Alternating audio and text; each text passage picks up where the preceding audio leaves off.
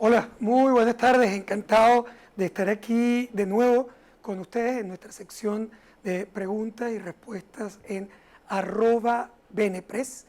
Y nos puedes mandar tus preguntas por todas las redes sociales. Estamos conectados hoy en todas las plataformas digitales de Benepres. Bienvenido también al Instagram. Y bueno, la idea básica es que usted envíe su pregunta. Vamos a tratar de responder la mayor cantidad de preguntas el día de hoy, en esta próxima 30 a 40 minutos. Primero que todo quería arrancar con la pregunta que hemos colocado en el Twitter de Benepres. ¿Está usted de acuerdo con el allanamiento a la inmunidad parlamentaria de los diputados de los 4G? Guzmán, Guerra, García y Guanipa. La respuesta hasta ahora ha sido 91% en contra, 9% a favor. Es decir, tenemos una audiencia, no podemos decir, en el caso de la encuesta por internet, no podemos decir que es el país, porque no es representativa del país, pero sí es representativa de las personas usuarias del Twitter que tienen una penetración relevante en la opinión pública venezolana. Podemos decir que hay una relación de 9-1 en contra de la acción del Tribunal Supremo de Justicia primero, pero también de la Asamblea Nacional Constituyente y del Tribunal Supremo de Justicia de allanar la inmunidad parlamentaria de otros 4 diputados, que por cierto suman ahora 24 o 25, no estoy completamente seguro, entre 24 y 25 diputados que han sido castigados de alguna manera, desde atacados, allanados, apresados, por orden estricta de las instituciones de la revolución. Ese proceso es un proceso absolutamente complejo. Y digo complejo porque estamos hablando fundamentalmente de una acción contra diputados que tienen inmunidad parlamentaria. Y la inmunidad parlamentaria es una institución como tal para proteger a los representantes del pueblo y que puedan ser absolutamente libres para poder expresar sus opiniones, para actuar en función de lo que ellos consideran es su representante o su representado, o el deseo de su representado, que los ha elegido como representantes en la Casa del Pueblo y que tienen que ser protegidos precisamente en contra del poder que puede sentirse afectado por las acciones de esos representantes del pueblo. Lo que estamos viendo entonces es exactamente la razón por la que existe la inmunidad parlamentaria en muchísimos países del mundo, en la mayoría de los países del mundo, y es para evitar que los diputados sean amedrentados, perseguidos, atacados por el poder, para que sean libres de poder representar al pueblo, para que sean libres de denunciar aquello que ellos consideran inadecuado o una violación de los derechos, para que sean libres de representar al pueblo. La Casa del Pueblo es el Parlamento. La Casa del Pueblo está absolutamente por encima de cualquier otra institución que ha sido nombrada por el otro poder. En este caso, los únicos 2 poderes que son directamente elegidos por el pueblo es el presidente de la República, cuando su elección es una elección competitiva y legítima, y la Asamblea Nacional, cuando su elección es una elección competitiva y legítima. No hay absolutamente ninguna duda de la legitimidad de origen del Parlamento venezolano. Yo no estoy hablando, no voy a ni siquiera entrar al debate que existe en Venezuela sobre la legitimidad o no de la presidencia de la República. Ni siquiera voy a entrar a ese debate porque no es mi objetivo hoy probar básicamente la tesis de la oposición y muchísimo menos defender una elección que en el pasado he criticado abiertamente, la elección presidencial de Venezuela, por no considerarla una elección transparente o competitiva. Pero en todo caso, más allá de eso, esa institución es una institución que está en cuestionamiento. La que no está cuestionada, ni siquiera por su adversario. Es decir, no está cuestionado ni siquiera por el chavismo, ni siquiera por la Revolución Venezolana, está cuestionada la elección, la legitimidad de esos diputados. ¿Eso qué quiere decir? Que la única institución elegida por el pueblo, sin conflicto, sin reto, sin crítica a su legitimidad de origen, es la Asamblea Nacional. Y en esa Asamblea Nacional están los representantes del pueblo, incluyendo, por cierto, los representantes del chavismo que fueron elegidos por el pueblo venezolano. Esa asamblea fue reconocida por el Consejo Nacional Electoral del chavismo, porque en realidad en Venezuela no podemos hablar de la institucionalidad pura que responde solo a la Constitución, debemos hablar de las instituciones que responden a la revolución, y el Consejo Nacional Electoral responde a la revolución. Ese Consejo Nacional Electoral y ese Tribunal Supremo de Justicia que responden a la revolución, todos validaron la elección de la Asamblea Nacional de Venezuela, que entonces la convierte en la Casa del Pueblo.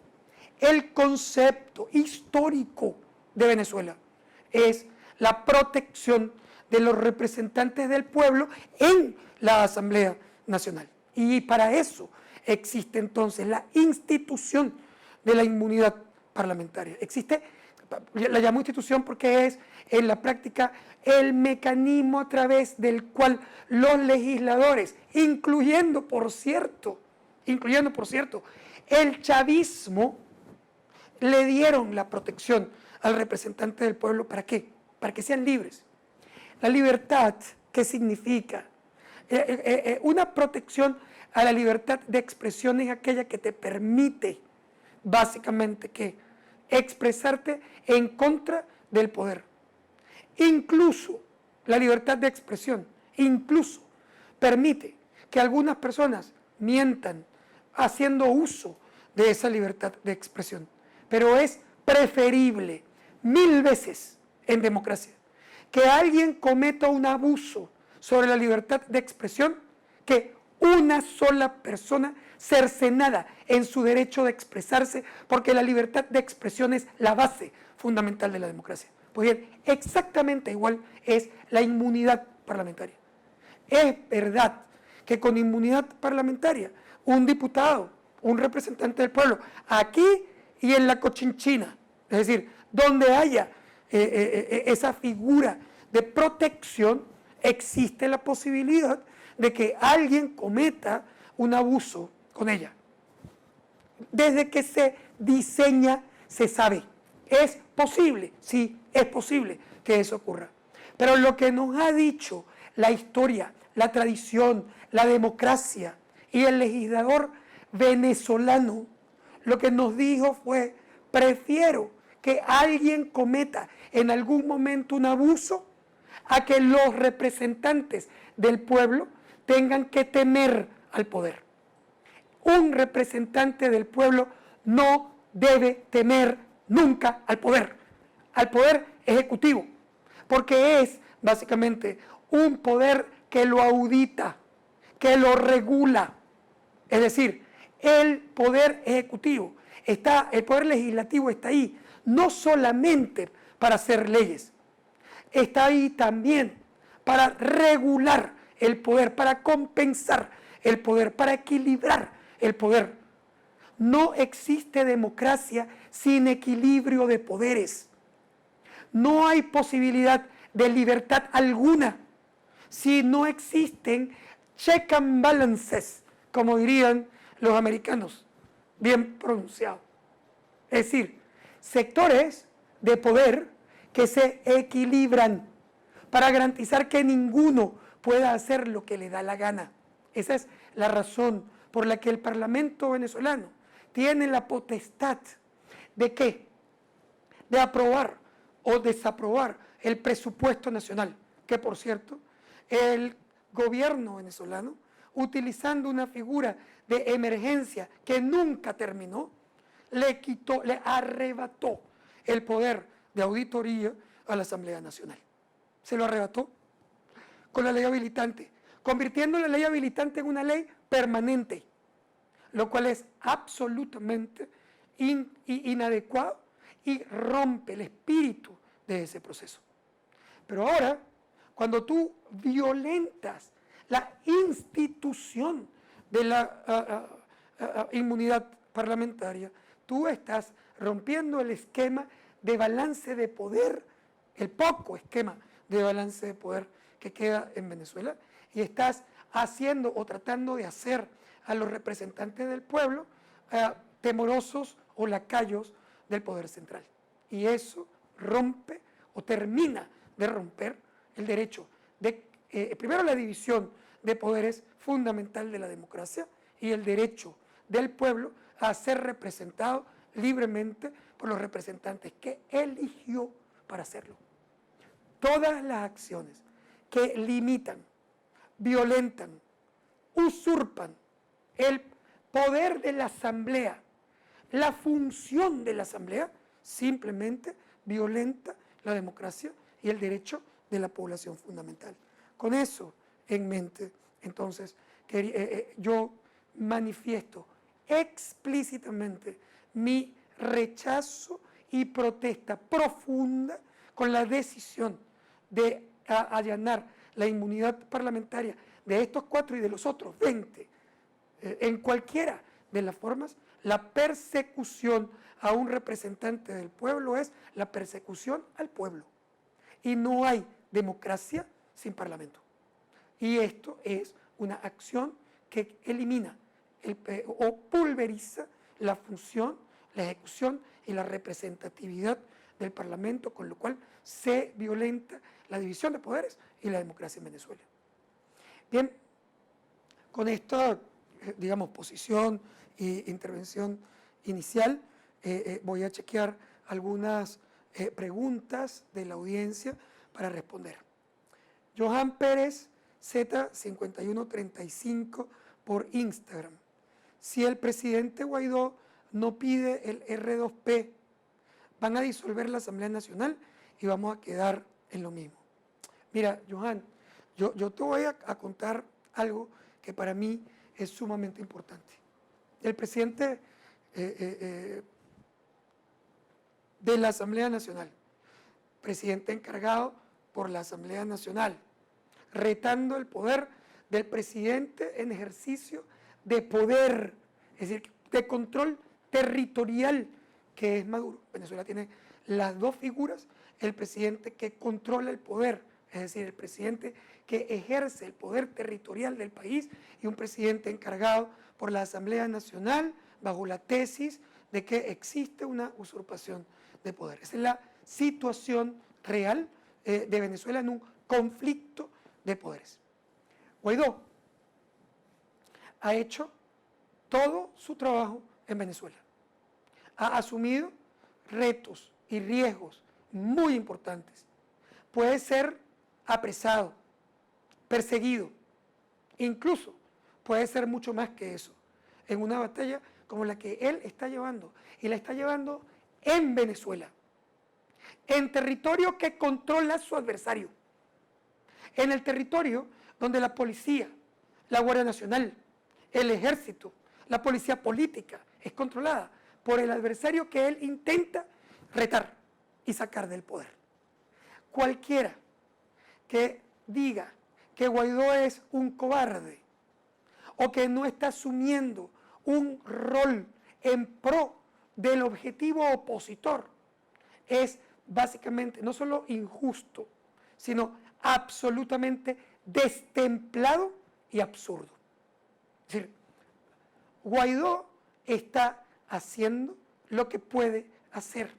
A lo mejor hay algunas cosas distintas, creativas, inteligentes, que me imagino que sería bienvenido que las personas siempre se lo propongan. Pero decir que Guaidó está en conchupancia con el gobierno, que representa al gobierno, que es colaboracionista y cobarde, es cobarde, absurdo y colaboracionista, en verdad. Sí, porque solo colabora con el gobierno de Maduro el debilitar a su adversario, atacándolo cuando está en plena lucha política asumiendo riesgos que, por cierto, muchos de los que los critican no los asumen, porque los critican desde Miami, los critican desde Panamá, los critican desde Bogotá, los critican desde Madrid, diciéndole a los políticos que están aquí, asumiendo los riesgos y luchando en Venezuela contra el poder, que sí tiene el control, que sí tiene las armas, que sí lo pueden apresar. Lo está enfrentando ahí, en su territorio, mientras el que lo está criticando se rasca la barriga en un sofá. Yo no estoy diciendo que sea sabroso rascarse la barriga fuera del país, y tampoco estoy criticando quien lo decidió hacer. Pero una cosa es que no critique que alguien decida marcharse o se tenga que marchar por protección, y otra cosa es que alguien que esté afuera se abrogue el poder de decirle cobarde a un dirigente político que lucha en el terreno de la lucha, de la batalla, donde sí se dispara tiros, donde sí se meten presos, donde sí se corren riesgos. Eso es absolutamente inaceptable. Como, por cierto, es inaceptable criticar a las personas que están afuera, que pasan trabajo afuera, que han tenido que irse y abandonar sus vidas, sus familias, sus negocios, sus recursos, su tranquilidad y su comodidad. También rechazo las críticas a cualquier persona que sale del país y emigra, porque tiene todo el derecho de hacerlo. Pero nadie tiene el derecho a criticar a un líder político que lucha en su terreno de guerra, porque no es justo ni absolutamente legítimo criticar a alguien que está en el campo de batalla desde un televisor. Ahora, en tu pregunta, Johan, yo no estoy criticándote a ti, estoy simplemente haciendo la referencia de la lucha que sí dan los líderes políticos en Venezuela, y que es una lucha valiente y peligrosa, porque es peligroso hacer política en Venezuela. Pero lo que te quería decir a ti es otra cosa. Te quería agregar, Johan, que Guaidó no tiene en el celular un app, o sea, una aplicación de Google o una aplicación de Apple, donde él aprieta el botón y se aplica ni el R2P, ni vienen los Marines, ni Trump decide invadir, ni sacan por la fuerza, ni mandan un dron. O sea, eso es una comiquita, Johan.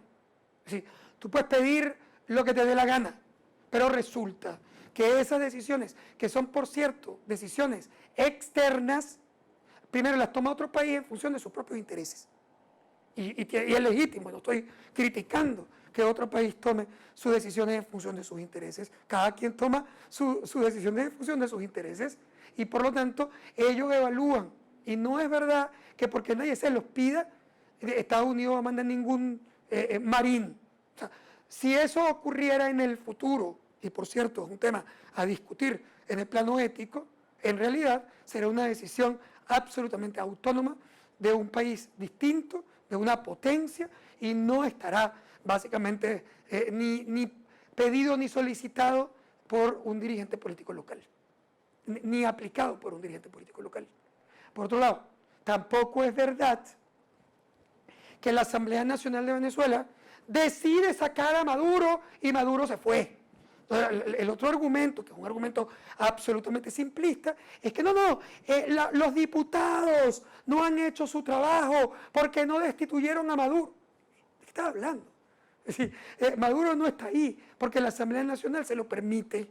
Maduro está ahí, primero porque ya era presidente, que controla el poder territorial y que tiene un respaldo militar evidentemente claro, obvio, y por lo tanto la Asamblea Nacional puede decir misa, y el gobierno de Maduro en control territorial simplemente le va a tirar una trompetilla, como se la tira cada vez que dice algo, y la debilita, o mejor dicho, lo desecha con una decisión del Tribunal Supremo de Justicia que responde, por supuesto, a todas las peticiones del gobierno Maduro. ¿Y tú has visto que hay alguna cosa que la Asamblea Nacional pueda decretar que el gobierno cumpla? No.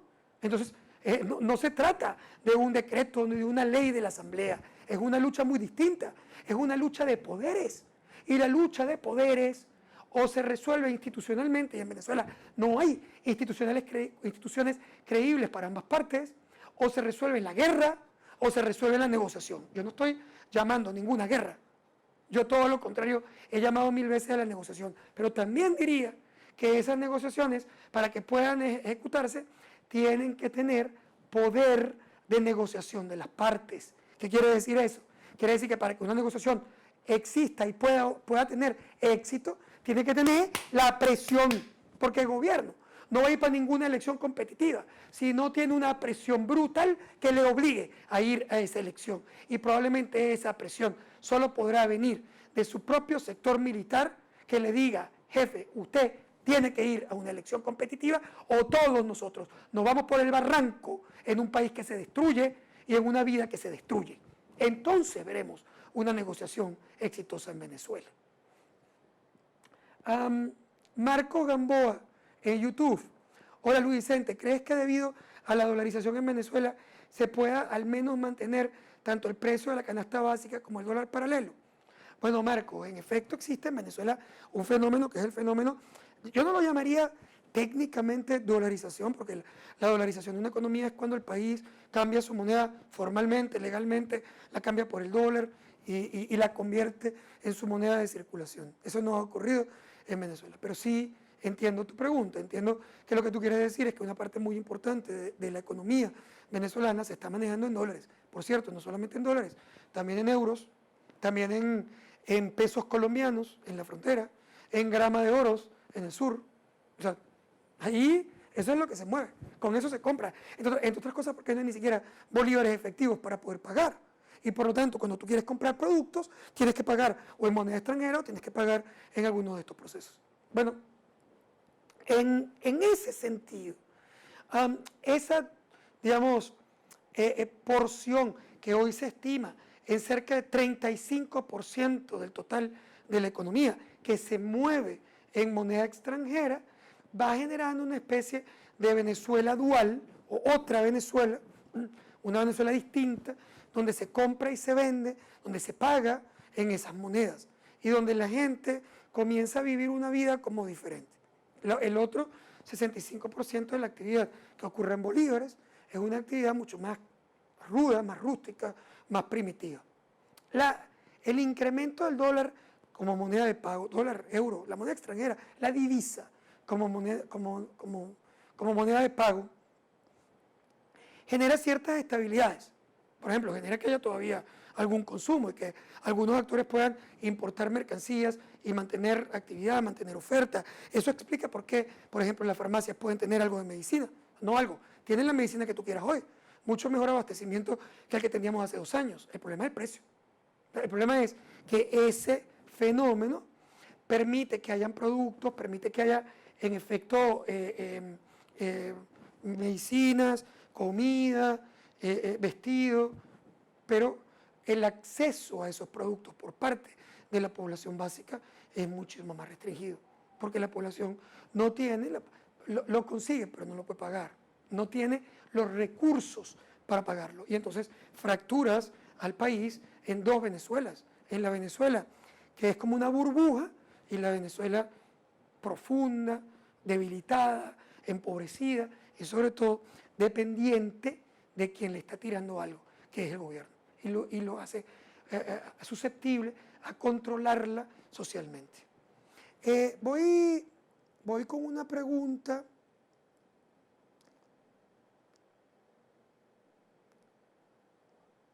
A ver, señor Luis, esto lo dice Titina Santana, tienes años haciendo análisis y me gusta escucharte y lo respeto, pero hablemos, claro, es un narcoestado, partiendo del principio, todo lo que está hablando es inútil.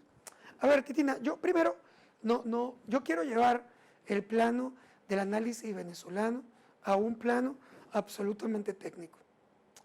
Y la verdad, yo rechazo el uso de los calificativos, incluso a los adversarios e incluso a las personas que yo pueda considerar que cometen actos absolutamente ilegítimos o antidemocráticos. Yo no los quiero calificar. ¿Por qué? Te voy a explicar por qué. Hay una razón fundamental. Primero, porque yo lucho por el rescate de la democracia. Y en el rescate de la democracia, uno de los elementos fundamentales es también el derecho a la defensa. Yo no puedo decir que todas las personas que participan en el gobierno venezolano son unos narcotraficantes y tampoco puedo decir que la base fundamental del Estado es el narcotráfico. Primero, porque es simplista, Titina. ¿Y por qué es simplista? Porque, a ver, no es que te estoy diciendo oye, estoy defendiendo solamente, no. Te estoy diciendo que, por ejemplo, en ese Estado, por supuesto que hay N formas de corrupción. En todos los estados lo hay, por cierto, pero en este hay muchos años de corrupción intensa. Y además, el propio gobierno venezolano ha metido presos personas que trabajan con él. Han acusado, por ejemplo, el gobierno venezolano persigue y acusa a Rafael Ramírez y dice que es un ladrón. Lo han dicho explícitamente. Y Rafael Ramírez fue el presidente de PDVSA y el ministro de Energía y Minas de Chávez durante años. Por cierto, después se horrorizan de que hay un acto de corrupción en alguien que trabaja con Guaidó en Colombia y acusan a Guaidó de corrupción porque alguien en Colombia está acusado de un acto de corrupción de Guaidó. Papito, ¿eso qué quiere decir? Que va a meter, abrimos un juicio a Chávez por acto de corrupción administrativa porque su ministro de Energía y Minas y su presidente de PDVSA es acusado por ti mismo de acto de corrupción. Pregunto, ¿lo hacemos? No, ¿verdad? Porque hay que ser equilibrado. ¿Qué quiere decir eso? Que yo tengo primero que entender que en ese gobierno no hay solamente acciones, en algunos actores hay narcotráfico.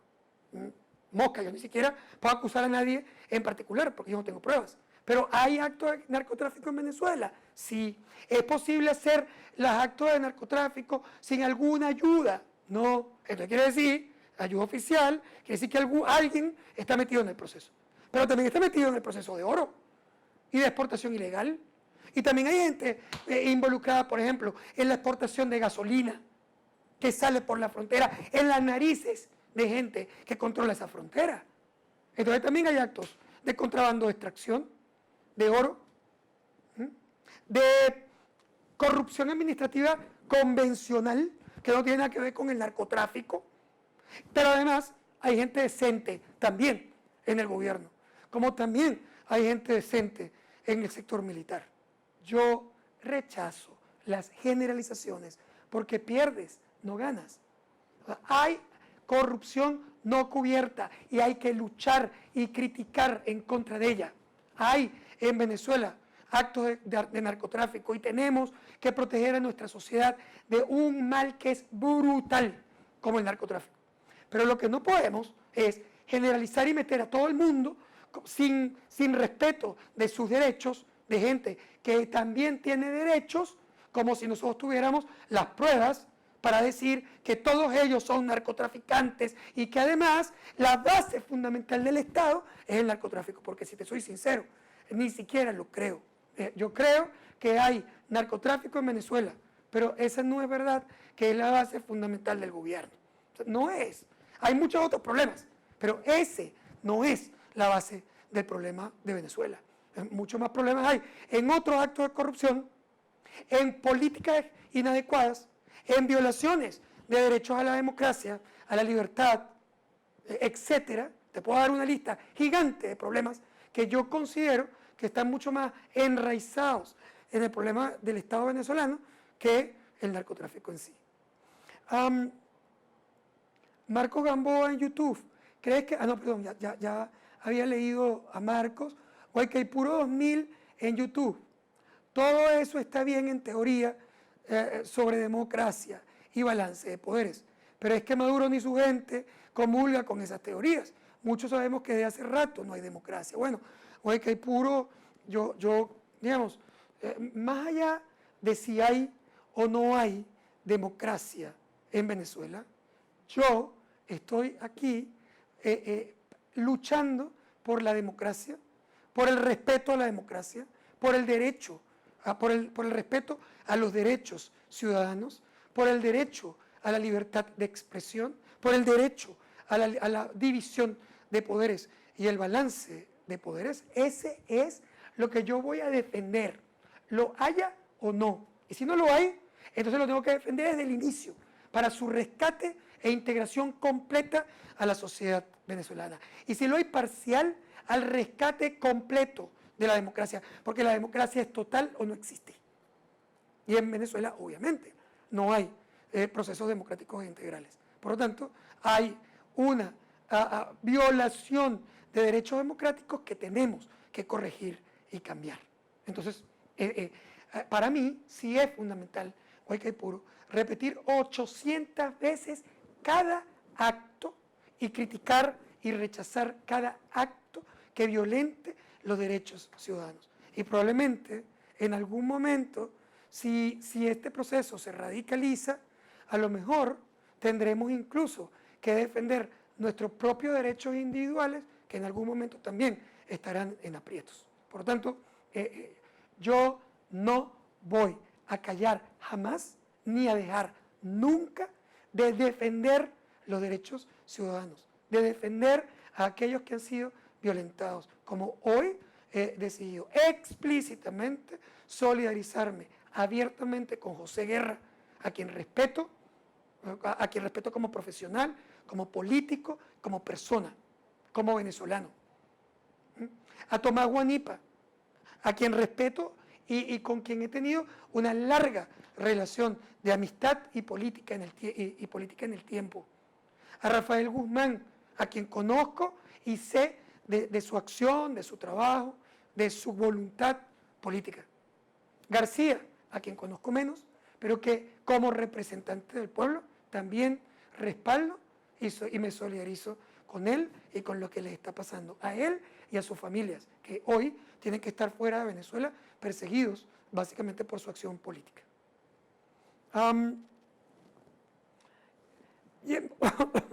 Yemokis 0203 por Instagram. Los dólares siguen corriendo entre los venezolanos. El salario sigue siendo muy bajo. ¿Cree que el gobierno dolarizará la economía? A ver, Yemokis, no creo que el gobierno en ejercicio de Venezuela, el gobierno de Maduro, vaya a dolarizar la economía. Me parece que ese no es un planteamiento ni cercano a lo que vamos a ver. Pero lo que sí creo es que la economía se va a dolarizar de facto.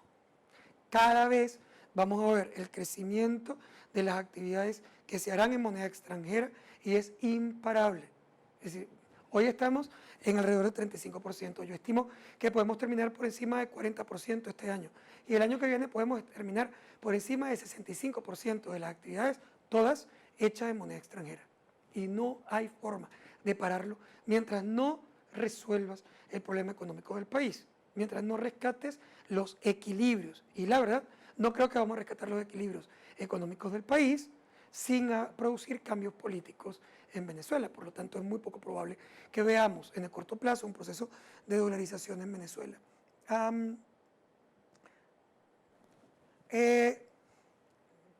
Culimitris.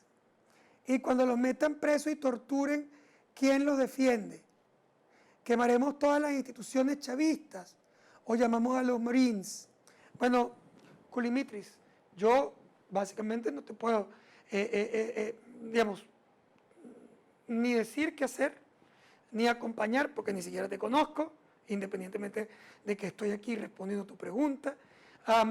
Pero lo que sí te puedo decir es que un país tiene la obligación constitucional, en el caso venezolano, existe la obligación constitucional de los venezolanos de defender su democracia.